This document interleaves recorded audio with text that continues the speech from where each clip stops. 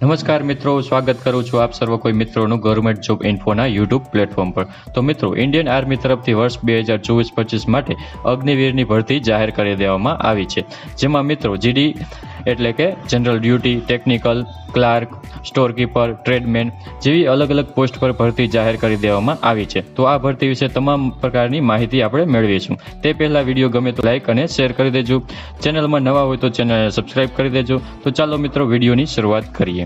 મિત્રો, આ ભરતીની તમારે પીડીએફ મેળવવી હોય તો તમે અમારા ટેલિગ્રામ ચેનલમાં જોડાઈ શકો છો, જેની લિંક તમને નીચે આપેલી છે। તો મિત્રો, આ ભરતીની નોટિફિકેશન છે તે ઇન્ડિયન આર્મી તરફથી જાહેર કરવામાં આવી છે। ઇન્ડિયન આર્મી તરફથી અગ્નિવીરની ભરતી બહાર પાડવામાં આવી છે। સૌથી પહેલાં જ આપણે ચર્ચા કરી લેશું અગત્યની તારીખો વિશે। તો હવે મિત્રો, જો તમારે આ ભરતીમાં અરજી કરવી હોય તો તમારે ઓનલાઈન ફોર્મ ભરવાનું રહેશે। ઓનલાઈન ફોર્મ કઈ તારીખથી કઈ તારીખ સુધી ભરી દેવાનું રહેશે? તો મિત્રો, ઓનલાઈન ફોર્મ 13 ફેબ્રુઆરી 2024થી ફોર્મ શરૂ કરી દેવામાં આવ્યા છે। ત્યાંથી લઈને 22 માર્ચ 2024 સુધીમાં ઓનલાઈન અરજી કરવાની રહેશે। મિત્રો, અરજી ફોર્મ છે તે ઇન્ડિયન આર્મીની ઓફિશિયલ વેબસાઇટ છે joinindianarmy.nic.in તે વેબસાઇટ પર જઈને 22 માર્ચ 2024 સુધીમાં અરજી કરવાની રહેશે। મિત્રો, અરજી ફોર્મ ભર્યા પછી તમારે એક ઓનલાઈન પરીક્ષા લેવામાં આવશે, કોમ્પ્યુટર બેઝ પરીક્ષા લેવામાં આવશે, જે 22 માર્ચ 2024ના રોજ તે પરીક્ષાનું આયોજન કરવામાં આવ્યું છે। વાત કરી લઈએ આર્મી રિક્રુટિંગ ઓફિસ એટલે કે ARO વિશે। ગુજરાતમાં કુલ 2 ARO આવેલા છે, જામનગર ARO અને અમદાવાદ ARO। તમારે કયા AROમાં અરજી ફોર્મ ભરવાનું રહેશે તેની ચર્ચા કરી લઈએ। તો મિત્રો, તમારો જિલ્લો છે તે જામનગર, પોરબંદર, રાજકોટ, અમરેલી, ભાવનગર, જુનાગઢ, સુરેન્દ્રનગર, કચ્છ, ગીર સોમનાથ, બોટાદ, મોરબી, દેવભૂમિ દ્વારકા, પાટણ અથવા દીવ હોય તો તમારે ARO જામનગરમાં અરજી કરવાની રહેશે।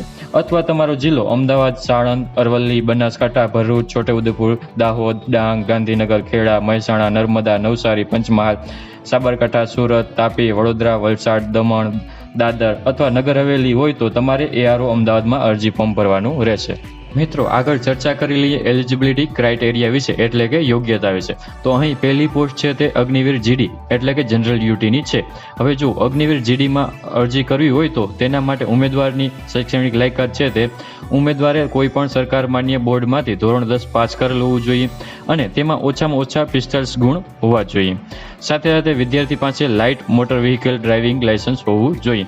તે સિવાય ઉંમર વિશે ચર્ચા કરીએ તો મિત્રો, અગ્નિવીર જીડીમાં ફોર્મ ભરવા માટે ઉમેદવારની ઉંમર છે તે ઓછામાં ઓછી 17.5 વર્ષ હોવી જોઈએ અને વધુમાં વધુ 21 વર્ષની હોવી જોઈએ।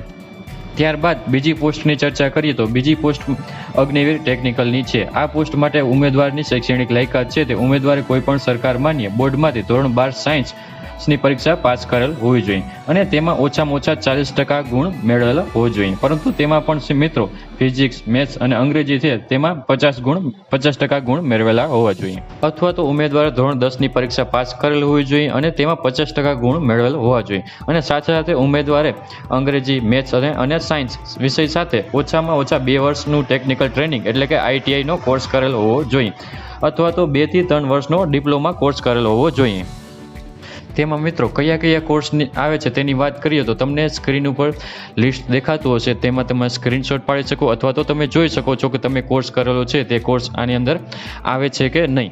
મિત્રો, તેમાં આગળ ઉંમરની વાત કરીએ તો તેમાં ઉમેદવારની ઓછામાં ઓછી ઉંમર 17.5 વર્ષ હોવી જોઈએ અથવા તો વધુમાં વધુ 21 વર્ષની વચ્ચે આવતા ઉમેદવાર જ અરજી કરી શકશે। ત્યારબાદ મિત્રો ત્રીજી પોસ્ટ છે તે અગ્નિવીર ઓફિસ આસિસ્ટન્ટ અને સ્ટોર કીપર ટેકનિકલની છે। હવે આ પોસ્ટમાં ફોર્મ ભરવા માટે ઉમેદવારની શૈક્ષણિક લાયકાત છે તે ઉમેદવારે કોઈપણ સરકાર માન્ય બોર્ડમાંથી ધોરણ 12ની પરીક્ષા પાસ કરેલ હોવી જોઈએ અને તેમાં ઓછામાં ઓછા 60% ગુણ મેળવેલા હોવા જોઈએ। ત્યારબાદ ચોથી પોસ્ટ છે તે અગ્નિવીર ટ્રેડમેનની છે।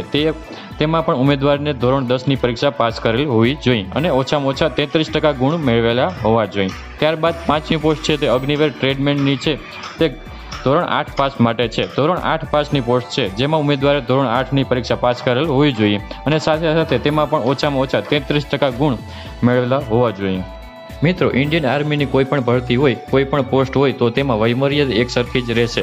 તમામ ઉમેદવાર માટે ઓછામાં ઓછી ઉંમર 17.5 વર્ષ અને વધુમાં વધુ 21 વર્ષની ઉંમર હોવી જોઈએ। મિત્રો, ચર્ચા કરી લઈએ ઉમેદવારની જન્મ તારીખ કઈ તારીખથી કઈ તારીખની વચ્ચે હોય તો અરજી કરી શકે।